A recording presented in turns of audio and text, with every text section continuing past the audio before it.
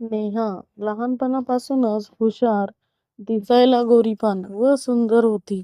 अभ्यासात हुशार असलेल्या नेहाला शिक्षणाची जिद्द होती. घराची परिस्थिती बेताचीच असल्यामुळे भरपूर पैसे कमवून घरच्यांना सुखी करणे हा एकच मानस तिच्या मनात होता. आईसोबत लहान बहिणीही लोकांच्या घरची धुनीभांडी करायची. लोकांच्या घरी जाऊन आपली आई आणि छोटी बहीण हे सर्व काम करत होत्या. हे नेहाला आवडत नव्हते. नेहा शिक्षणासाठी बाहेर गावी असल्याने दर महिन्याला तिची आई तिला कसेबसे होतील एवढे पैसे पाठवायची. ग्रॅज्युएशन नंतर घरच्यांना आर्थिकदृष्ट्या कशा प्रकारे मदत करता येईल या विचारात असतानाच तिची नजर नोटीस बोर्डवर असलेल्या एका कागदावर गेली. Hurry up, change your dreams असंच काहीतरी लिहिलेलं दिसलं. तो कागद एका लघुपटाच्या ऑडिशनची नोटीस असल्याचे तिला लक्षात आले. हा कागद आपल्या कामाचा नाही असा विचार करत ती पुढे जायला निघणार तेवढ्यात तिची नजर शेवटच्या ओळीवर जाते. निवड झालेल्या कलाकारांना आकर्षक मानधन दिले जाईल. हे सर्व बघून तिच्या डोक्यात चक्र चालू झाले होते. प्रयत्न करायला का हरकत आहे असा विचार ती करत होती. दुसऱ्या दिवशी सकाळी सर्व मुली मेकअप करून ऑडिशन हॉलमध्ये जमल्या. एक एक जण पुढे येऊन आपली ओळख करून देऊ लागल्या. बाकीच्या मुलींसोबत नेहानेही तिला जमेल तशी पण संपूर्ण आत्मविश्वासाने ऍक्टिंग केली. जवळजवळ 100 मुलींचे ऑडिशन झाल्यावर 2 तासांनी सिलेक्शन मुलीचे नोटीस नाव बोर्डवर लागणार होते. आपण सिलेक्ट होणार नाही याची खात्री मनात बाळगून नेहा परत रूमवर जाण्यासाठी निघाली. तेवढ्यात तिच्या एका मैत्रिणीने तिला पळत येऊन सांगितले की तू सिलेक्ट झाली आहेस. रूमकडे जाण्यासाठी वळलेली नेहा आश्चर्याने लिस्ट पाहण्यासाठी नोटीस बोर्डच्या दिशेने धावू लागली. लिस्टमधील तिच्या नावाच्या स्वरूपात तिला तिची पहिली कमाई दिसू लागली. दुसऱ्या दिवशी नेहा त्या निर्मात्याला भेटायला गेल्यावर प्रशांतने तिला स्क्रिप्ट वाचायला दिली. तिला ती स्क्रिप्ट आवडली. नेहा नव्यानेच सर्व काही अनुभवत असल्यामुळे ती खूप खुश होती. प्रशांतने नेहाला शूटिंग कधी, कुठे आणि किती टप्प्यात होणार याची माहिती दिली. सांगितली. लघुपटाची शूटिंग सुरू झाली. प्रशांतच्या सल्ल्याने नेहा तिच्या ऍक्टिंगमध्ये सुधारणा करू लागली. लघुपटाचं काम हे अंतिम टप्प्यात आलं होतं. लघुपटातून मिळणाऱ्या मानधनातून तिचे काही दिवस तरी सुखात जाणार होते. नेहाला ह्या क्षेत्रात आता रुची वाटू लागल्यामुळे ह्याच क्षेत्रात जीव ओतून काम करायचं असं तिने ठरवलं होतं. लघुपटानंतर नेहाला काही छोट्या मोठ्या संधी मिळाल्या पण या क्षेत्रातील कमी अनुभवामुळे तिला म्हणावे तसे काम मिळत नव्हते आणि त्याचबरोबर तिला आर्थिक चणचणही भासू लागली. काम नसल्यामुळे नोकरीच्या शोधात ती होती. पैशांमुळे आईचे घरकाम वाढले आणि बहिणीच्या शिक्षणाबाबतीत ही अनिश्चितता दिसू लागली. पुढे काय करायचे हा विचार चालू असतानाच तिला परत प्रशांतचा कॉल आला. यावेळी त्याने तिला एका सिरियलसाठी विचारले आणि याच संदर्भात त्याने तिला चर्चेसाठी घरी यायला सांगितले. नेहाने लगेच होकार दिला. सिरियलच्या बातमीने ती खुश होती पण शंकेची पाल तिच्या डोक्यात चुकचुकली ती म्हणजे त्याने घरी का बोलवले. याआधी त्याने कधीच चर्चेसाठी घर निवडले नव्हते. नेहा प्रशांतच्या इमारतीच्या खाली उभी होती. गावाकडे राहणाऱ्या नेहाने कधीच एवढे मोठे प्रशस्त हवेशीर घरे जवळून बघितले नव्हते. भोवतालचा परिसर न्याहाळत न्याहाळत ती एखाद्याची दरवाजासमोर पोहोचली. केस आणि खांद्यावरची ओढणी नीट करतच एका मोठा श्वास सोडून तिने दरवाजाची बेल वाजवली. हसत हसत प्रशांत आणि मेघनाने तिचे स्वागत केले. त्यांनी तिच्या पहिल्या लघुकथेच्या आठवणींनाच उजाळा देत चहा-पाणी घेत बऱ्याच वेळ गप्पा गोष्टी केल्या. नेहा आता बऱ्यापैकी बोलती झालेली त्यांना वाटत होतं. मनात संकोच ठेवतच मेघना नेहाकडे बघत तिला सांगू लागली. मूल होणं हे स्त्री जन्माचं सार्थक मानलं जातं. मातृत्व हे देवाने प्रत्येक स्त्रीला दिलेली एक अनमोल देणगी आहे. आई होणं हे स्त्रियांच्या आयुष्यातील एक महत्त्वाचा भाग असतो. आई होत असताना तिच्यामध्ये शारीरिक मानसिक बदल होत असतात. मातृत्व म्हणजे स्त्रीचा पुनर्जन्मच असतो. आपल्याला हाडामासांचा गोळा जेव्हा आपल्या हातात येतो तेव्हा तिला आकाशही ठेंगणं वाटू लागतं. जर एखाद्या बाईला मूल होत नसेल तर आपला समाज हा तिला एकतर वाळीत टाकतो किंवा पांढऱ्या पायाची म्हणून तिची अवहेलना करतो. कधी वारंवार होणारे गर्भपात, पचून तर कधी वंशाचा दिवा पेटेपर्यंत एका पाठोपाठ मुलींना जन्म देत राहते. आजवर हृदयात दाबून ठेवलेली आईची माया आणि समाजाने स्त्री जातीवर केलेले घात मेघनाच्या शब्दातून बाहेर पडत होते. त्यांचे लग्न होऊन 6 वर्ष झाले होते, पण त्यांना मूलबाळ नव्हते. सर्व टेस्ट करून झाल्या होत्या. एक उत्तम आयुष्य जगताना त्या दोघांना बाळाची उणीव नेहमीच भासत होती. त्या भावनेने दोघेही कासावीस होत असे. एकमेकांना घट्ट मिठी मारून राहण्यापलीकडे ते काहीच करू शकत नव्हते. त्यांनी बाळ दत्तक घ्यायचाही विचार केला होता, पण काही कारणाने ते शक्य झाले नव्हते. त्यांना नेहाचा एकमेव आधार दिसत होता. नेहाला संपर्क करण्यापूर्वी त्यांनी तिची सर्व माहिती काढून ठेवली होती. ते तिचं सर्व काही करायला तयार होते. जर ती मानसिकरित्या तयार झाली तर सर्व गोष्टी ह्या गुलदस्त्यातच राहतील, अशी हमी देखील त्यांनी नेहाला दिली. डॉक्टरांच्या सल्ल्यानुसार आपण हे सर्व करणार आहोत. पोटाची खळगी भरायला नवीन काम मिळेल, गरज भागेल अशा विचारात नेहा प्रशांतच्या घरी गेली होती. पण क्षणार्धात तिच्या स्वप्नांचा चुराडा झाला होता. मेघ आणि प्रशांत तिच्याकडून एका बाळाची अपेक्षा करत होते. हा सर्व काही प्रकार आहे हे तिला समजण्याच्या पलीकडेच होते. तापलेल्या शिसासारखे तिचे शरीर गरम झाले होते. डोकं भणभण करू लागले होते. सोफ्यावर बसलेली नेहा डोळे विस्फारून कपाळावर आठ्या आणून प्रश्नार्थक मुद्रेने प्रशांतकडे बघू लागली. त्यामुळे तिचा प्रचंड संताप होत होता.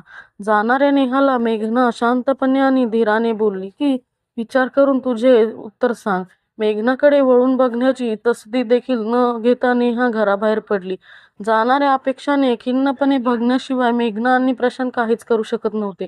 रूमवर यायला तिला उशीर झाला होता. कुणाशीही काही न बोलता फ्रेश होऊन नेहा बेडजवळ असलेल्या खिडकीजवळ उभी होती. तिचं सगळं अवसान गळून पडलं होतं. ती भयान शांतता तिला खायला उठली होती. रात्रीच्या अंधारात रस्त्यावरच्या मिणमिणत्या दिव्याखाली किड्यासारखी वळवळ करणारी काही माणसं तिला दिसत होती. जवळच असलेल्या मंदिरात देवही शांत झोपी गेला असावा असं तिला भासत होते. तिला खूप एकटं वाटत होतं. आईच्या कुशीत डोकं घालून खूप रडावंसं वाटलं होतं. तसं तिने आलेल्या आवाढा गिळला आणि बेडवर पाठ टाकली. रात किडे किरकिर करायला लागली होती. आभाळ खच्च चांदण्याने भरलं होतं आणि ढगाच्या सोबत त्या चंद्राचा लपंडाव चालू होता. ती आता शांत डोक्याने मेघनाने सांगितलेल्या प्रत्येक गोष्टीवर विचार करत होती. यामध्ये तिला फक्त पैसे दिसत होते, जे तिच्या आईला आणि बहिणीला सर्व कष्टातून मुक्त करणार होतं. नेहाला काही केल्या झोप लागत नव्हती. तिला चांदण्यांनी भरलेल्या काळ्या ढगात आई, बहीण आणि मेघनाचा चेहरा दिसत होता. तशी ती बेचैन झाली. मध्यरात्रीपर्यंत सारखी कूस बदलत होती. घरच्यांसाठी बघितलेले स्वप्न, त्यांच्या इच्छा पूर्ण करण्यासाठी नेहा तयार झाली आणि म्हणून सकाळी उठल्यावर तिने मेघनाला कॉल केला आणि विचारले की हे सर्व माझ्यामुळे कसं काय होईल. काही दिवसांनी शूटिंग संपल्यावर ते तिघेही त्यांच्या फॅमिली डॉक्टरकडे गेले होते. प्रशांतने डॉक्टरांना पूर्वकल्पना दिलेली होती. डॉक्टरांसोबत औपचारिक बोलणी झाल्यावर त्यांनी थेट विषयालाच हात घातला. मेघना आणि प्रशांतने निवडलेला पर्याय म्हणजे सरोगसी. मराठीमध्ये त्याला पर्यायी माता किंवा पोशिंदा असेही म्हणले जाते. ज्या स्त्रियांना जन्मजात गर्भाशय नसते, गर्भ तयार होण्यास अडचणी किंवा एखादे आजारपण स्त्रीला प्रस्तुत दरम्यान जीवाला उद्भवणारा धोका, हृदयरोग किंवा किडनीच्या आजारामुळे महिलेच्या प्रसूतीत अडचणी येण्याची शक्यता असल्यास अशा परिस्थितीत डॉक्टर सरोगसीचा पर्याय सुचवतात. सरोगसीचे 2 प्रकार असतात. एक ट्रेडिशनल सरोगसी म्हणजे जोडप्यातील पुरुषांच्या शुक्राणूचे पर्यायी मातेच्या बीजांडाशी मिलन घडवून आणणे, ते त्यात महिलेच्या गर्भाशयात ठेवले जाते. तर दुसऱ्या म्हणजेच गेस्टेशनल सरोगसीमध्ये जोडप्यातील स्त्रीचं बीजांड आणि पुरुषांच्या शुक्राणूचं प्रयोगशाळेत मिलन घडवून आणलं जातं आणि तो गर्भ दुसऱ्या महिलेच्या गर्भाशयात टाकला जातो. तिच्या शरीरात तो गर्भ रुजला की 9 महिन्याच्या काळानंतर मूल जन्माला येतं आणि त्याचा मोबदला त्यांना देऊ केला जातो. डॉक्टर जे काही सांगत होते त्याबद्दल तिला आता थोडे थोडे उमगू लागले होते.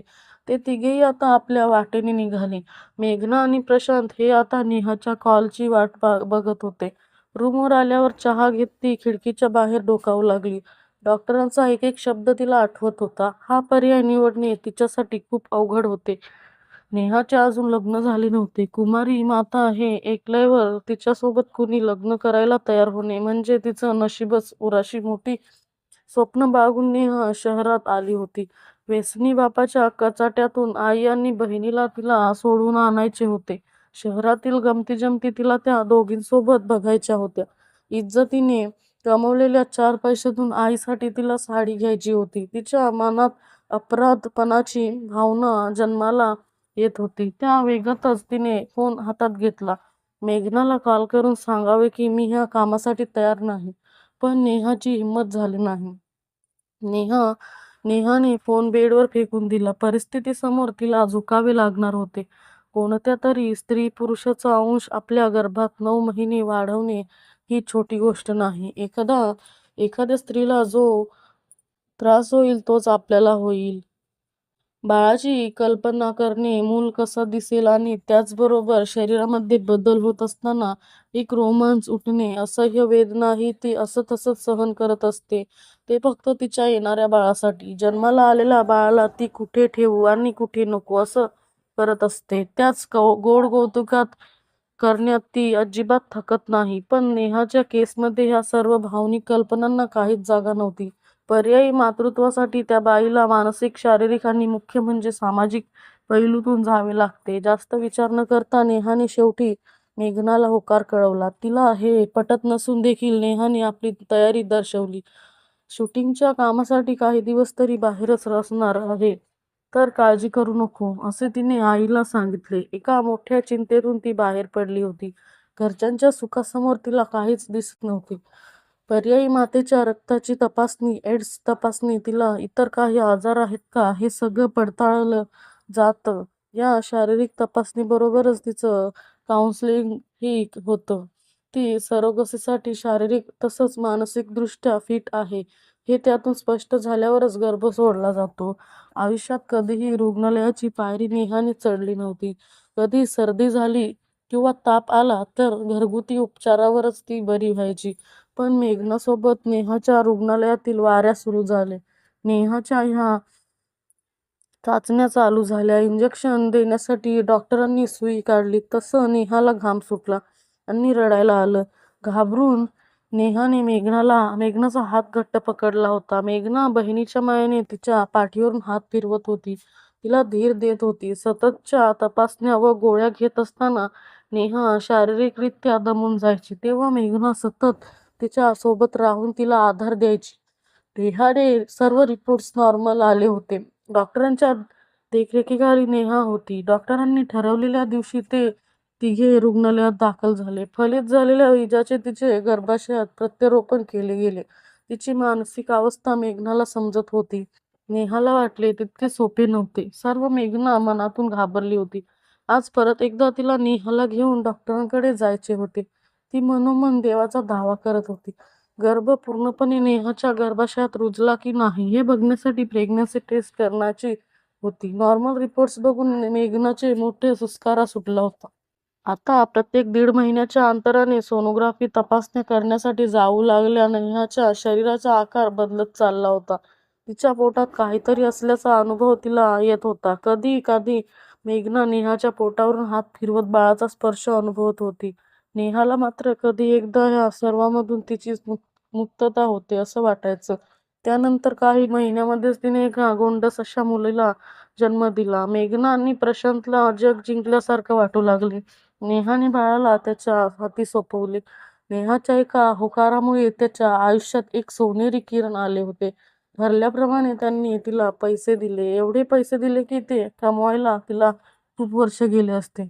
एक भाड्याचं घर नेहाने घेतलं. एकट्या असलेल्या आपल्या आईला आणि बहिणीला तिने आपल्याकडे बोलावलं. नेहा आता घरीच होती.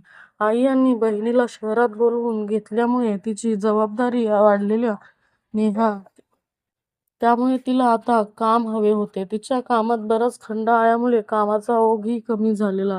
तिच्याकडे असलेले पैसेही संपत आले होते. प्रशांतच्या बहिणीला बाळाबद्दल माहिती होती. तिच्या बहिणीच्या ओळखीतील एक बाईला बाळ होत नव्हते म्हणून तिने नेहाबद्दल तिच्या भावाला विचारले. ती बाई तिला अगदीपेक्षा जास्त पैसे द्यायला तयार होती.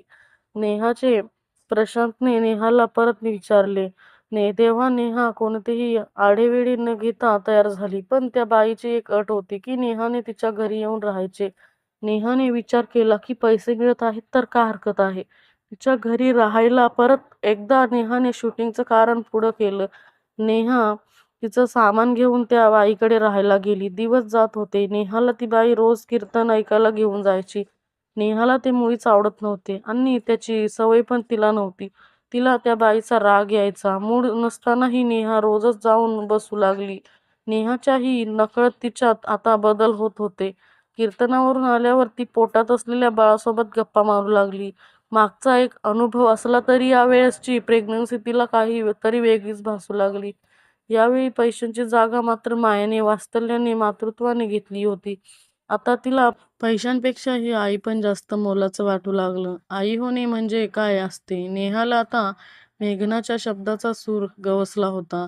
दिवसगणित बाळाचं आणि तिचं नातं बरेच वेळ बोलकं होऊ लागलं होतं. नेहा आता आपणहूनच कीर्तन भजनाला जाऊ लागली. सर्व काही ठरलेलं असताना ही नेहा पोटातल्या बाळामध्ये गुंतून चालली होती.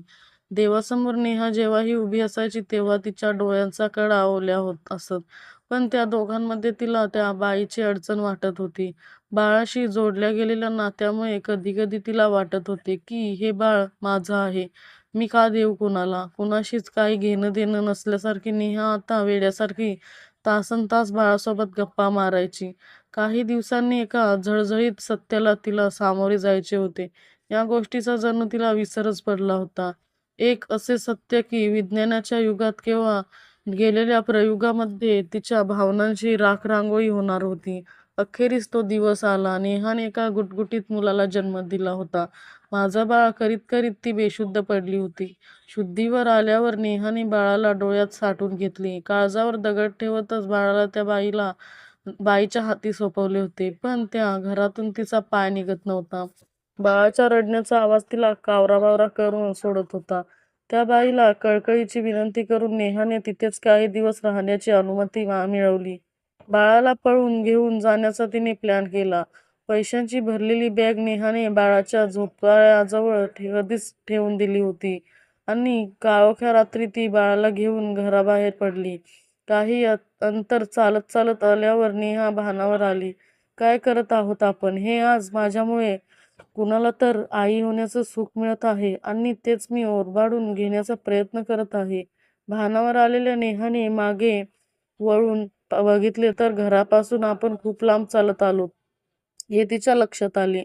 बाळाकडे परत डोळे भरून बघत ती भरभर बाळाचे मुके घेत असतानाच पावसाच्या थेंबामध्ये अश्रूंना वाट मोकळी करून दिली. त्याच पावलांनी ती घरी आली. तिच्या कुशीत झोपलेल्या बाळाला तिने अलगदच झोपाळ्यात ठेवले. परत एकदा बाळाला तिने डोळे भरून बघितले आणि मुसळधार पावसात झापझाप पावले टाकीत तिने आपला मार्ग निवडला. नेहासारख्या अनेक मुली, बायका आर्थिकदृष्ट्या सक्षम, स्वावलंबी नसल्यामुळे, गोरगरीब आणि परिस्थितीने गाजलेल्या असल्यामुळे या महिला सरोगसीसाठी नाईलाजाने तयार होतात. सरोगसी नंतरची दुष्परिणामांना तिलाच चार हात करावे लागतात. यात नैसर्गिक काहीच नसल्यामुळे मातेला मोठ्या दिव्यातून जावे लागते. सरोगसीसाठी गरजू महिलांना तयार केले जाते. तिच्या येणाऱ्या पैशांवर संपूर्ण कुटुंब पोसले जाते.